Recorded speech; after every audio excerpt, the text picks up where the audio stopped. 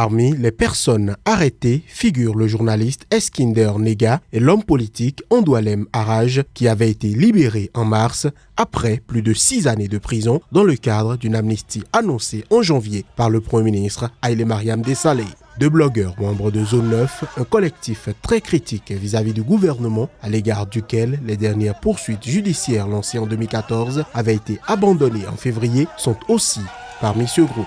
Tous participaient à un événement organisé pour célébrer la libération de milliers de prisonniers, dont des hommes politiques, activistes et journalistes, dans le cadre de cette amnistie quand la police est arrivée et a encerclé la maison dans laquelle ils se trouvaient, a affirmé leur avocat. Ils ont été accusés de s'être rassemblés sans autorisation, a-t-il expliqué. De tels rassemblements sont interdits par l'état d'urgence décrété le 16 février au lendemain de la démission du Premier ministre. Les 11 opposants sont également accusés d'avoir exhibé une version du drapeau éthiopien populaire parmi ceux qui critiquent le Front démocratique révolutionnaire des peuples éthiopiens, EPRDF, la coalition au pouvoir. Figure la plus connue de ce groupe, Eskinder Nega avait été arrêté en septembre 2011 à la suite d'un test prédisant un soulèvement similaire au printemps arabe en Éthiopie. Comme d'autres journalistes, blogueurs et opposants critiquant le gouvernement, il avait été inculpé de terrorisme puis condamné à 18 ans de prison à l'issue d'un procès vivement critiqué par les organisations internationales de défense des droits de l'homme.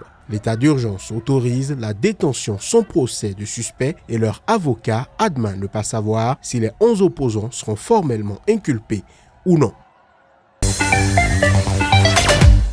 D'inspiration française, la nouvelle résolution qui doit être approuvée par le Conseil de sécurité insiste sur la nécessité de faire tout ce qui est possible pour que les élections du 23 décembre 2018 soient organisées dans des conditions requises de transparence, de crédibilité, d'inclusivité et de sécurité.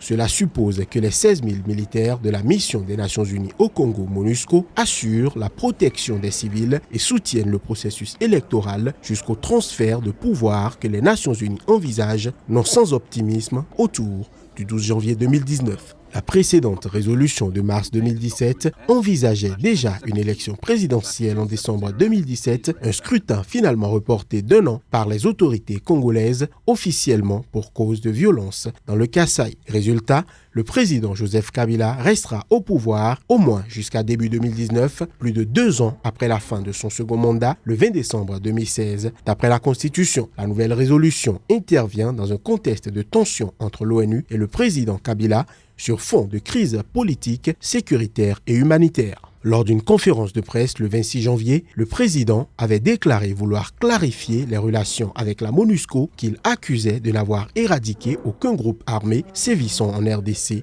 voire de vouloir co-gérer le pays. Plus récemment, Kinshasa vient de refuser de participer à une conférence des donateurs pour la RDC le 13 avril à Genève, co-présidée par l'ONU, estimant que les Nations Unies et les ONG exagéraient la crise humanitaire au Congo. Antonio Guterres, secrétaire général des Nations Unies, envisagerait une visite avec le président de la Commission de l'Union africaine, Moussa Faki Mahamat, dans les mois qui viennent pour souligner l'intérêt qu'il porte à la préparation des élections. La justice sierra-léonaise, qui avait ordonné à la Commission électorale nationale de suspendre les préparatifs du scrutin, a rejeté lundi le recours du parti au pouvoir qui demandait le report du second tour de la présidentielle, initialement prévu ce mardi. Avant même ce dernier rebondissement, le second tour s'annonçait déjà très indécis entre le candidat du pouvoir, Samura Camara, et celui de l'opposition, l'ancien général Julius Maada Bio, après une campagne tendue. Dans cette discussion avec la justice, la commission électorale a proposé un report au 31 mars prochain, une proposition qui reste à confirmer. Julius Maada Bio, le candidat du SLPP, principal parti d'opposition, avait accusé dimanche le président sortant Ernest Bai Koroma, qui ne pouvait plus se représenter après 2 mandats, de se cacher derrière ses manœuvres visant le report du scrutin et de pousser la Sierra Leone au bord du chaos. Battu par Ernest Bai Koroma en 2012, Julius Maada Bio espère tenir sa revanche après avoir devancé de peu au premier tour Samura Camara, le candidat du parti au pouvoir, avec 43,3% des suffrages contre 42,7%. Lors de sa dernière étape à Djenné dans le centre, Soumelou Boubei Maïga a visité le chantier d'un barrage-pont détruit par les djihadistes le 8 mars, destiné à relier deux rives du Bani, un affluent du fleuve Niger. Nous avons un plan de sécurisation de nos ouvrages sensibles, a-t-il déclaré. Non seulement il y aura des militaires, mais aussi d'autres dispositifs. Les terroristes n'auront pas le dernier mot, a-t-il assuré. Pendant cette dernière visite, avant de regagner Bamako, le Premier ministre s'est dit convaincu que l'équipe au pouvoir allait continuer à diriger ce pays alors qu'une élection présidentielle est prévue le 29 juillet. Dans un message le dimanche soir à l'occasion de la commémoration du 26 mars 1991, soulèvement à l'issue duquel le multipartisme a été instauré au Mali, le président Ibrahim Boubacar Keïta a réaffirmé que l'élection se tiendrait dans les délais et dans les meilleures conditions. Plus tôt dans la journée de lundi, le Premier ministre avait promis à Bandiagara, localité touristique touchée par la crise, où il a rencontré plusieurs centaines de jeunes, la construction d'un pôle universitaire. La veille, il avait assisté à une rencontre de réconciliation entre des dirigeants Peul et Dogon à Koro, dans le centre, où des dizaines de personnes ont péri dans de récents affrontements entre ces deux communautés. Nous allons désarmer de gré ou de force les milices. L'État ne sous-traite pas sa sécurité. Nous allons les désarmer, a-t-il assuré, devant plus de 1000 personnes. Les membres de la communauté Peul accusent régulièrement les autorités de tolérer, voire d'encourager les exactions de groupes de chasseurs traditionnels à leur encontre au nom de la lutte contre les djihadistes, ce que démontent catégoriquement les représentants de l'État.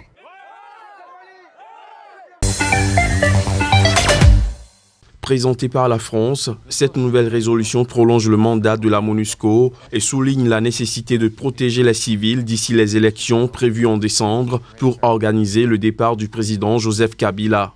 Ce texte adopté à l'unanimité mardi par le Conseil de sécurité de l'ONU souligne également la nécessité de faire tout ce qui est possible afin d'assurer que les élections du 23 décembre 2018 soient organisées avec les conditions requises de transparence, de crédibilité, d'ouverture et de sécurité.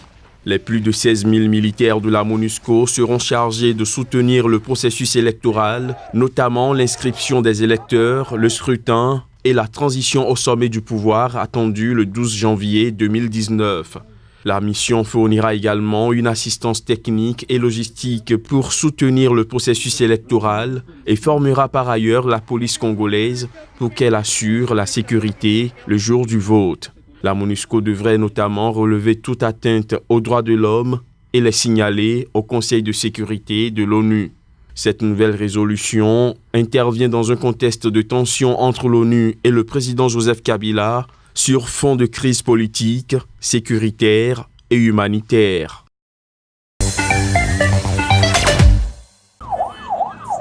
Le silence des autorités nigérianes n'était apparemment pas signe d'incapacité.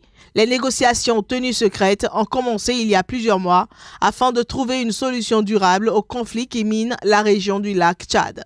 L'option suivie envisage notamment des amnisties pour les repentis. D'après le président Muhammadu Buhari, le gouvernement est plus que jamais prêt à accepter le dépôt inconditionnel des armes par tout membre du groupe Boko Haram qui ferait preuve d'une ferme détermination. Ces propos ont été tenus la semaine dernière par le président nigérien après avoir rencontré les écolières libérées dans la capitale fédérale. 111 écolières au total avaient été enlevées le 19 février à Dapchi, un kidnapping de masse perpétré par Boko Haram qui rappelle celui de Chibok en 2014 lorsque plus de 200 filles avaient été enlevées. Un cessez-le-feu d'une semaine avait été décrété le 19 mars au terme d'intenses négociations officieuses pour la libération des filles de Dapchi.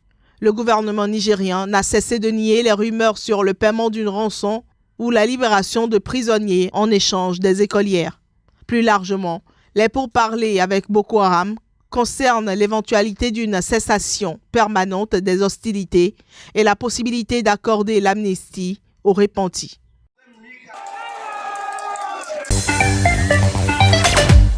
La commission électorale indépendante CEI répondait à l'époque à une réalité qui était celle de la crise ivoirienne. Ce n'est plus la même aujourd'hui, il faut coller à la réalité du moment, a expliqué Jean-Louis Billion, ancien ministre du Commerce et porte-parole adjoint du PDCI, le parti de l'ex-président Henri Konan Bédié. Une CEI crédible et légitime est nécessaire pour crédibiliser les élections en 2020. Il faut la faire évoluer, on ne peut arriver en 2020 avec la même commission qu'on avait en 2010, a-t-il martelé. Pour lui, les Ivoiriens ont été traumatisés par la crise post-électorale qui a fait 3000 morts en 2011. On doit éviter tout ce qui peut nous conduire vers une autre crise. La crédibilité de la CEI contribue à éviter une autre crise. C'est la première fois que le PDCI, membre de la coalition au pouvoir, réclame une nouvelle commission électorale. L'opposition ivoirienne demande la mise en place d'une nouvelle commission électorale consensuelle avant l'organisation des élections municipales et régionales prévues cette année, menaçant de les boycotter. Les opposants ont trouvé injuste et inacceptable la surreprésentation du pouvoir dans la CEI.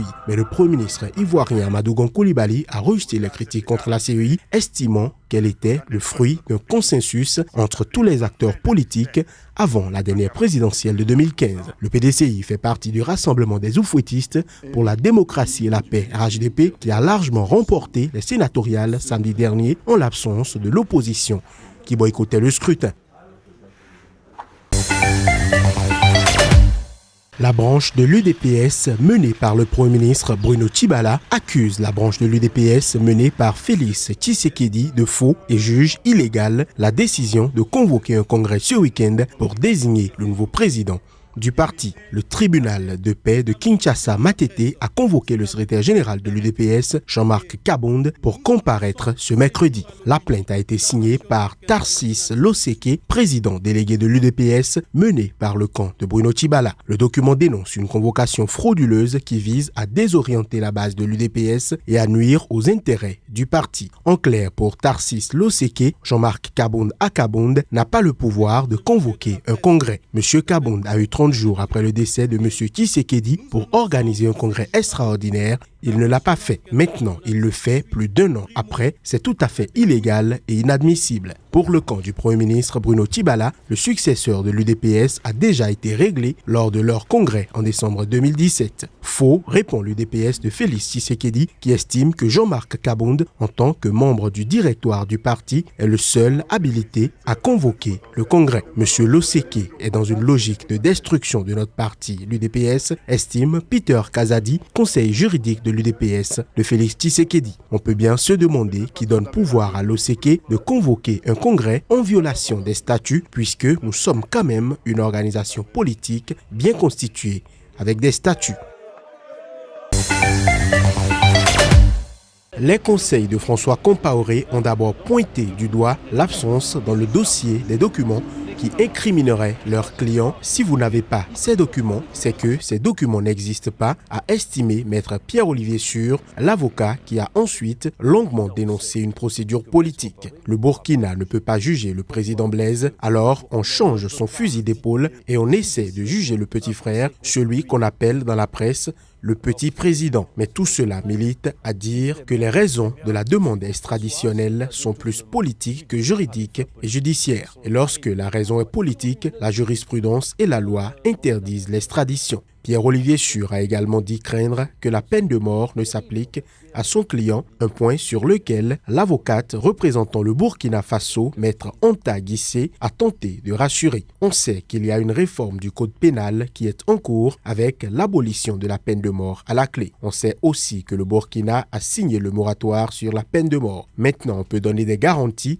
et ce qui a été donné d'engagement du Burkina de ne pas appliquer cette peine de mort si elle venait à être prononcée par une juridiction. Ce qui vous est demandé, c'est que la justice burkinabé puisse faire son travail, a ajouté maître Anta Guissé, estimant que François Compaoré s'était soustrait à cette justice en quittant son pays. Le frère de l'ancien président déchu, lui, a clamé son innocence en fin d'audience. « Je peux jurer que je n'ai jamais été un criminel », a-t-il lancé.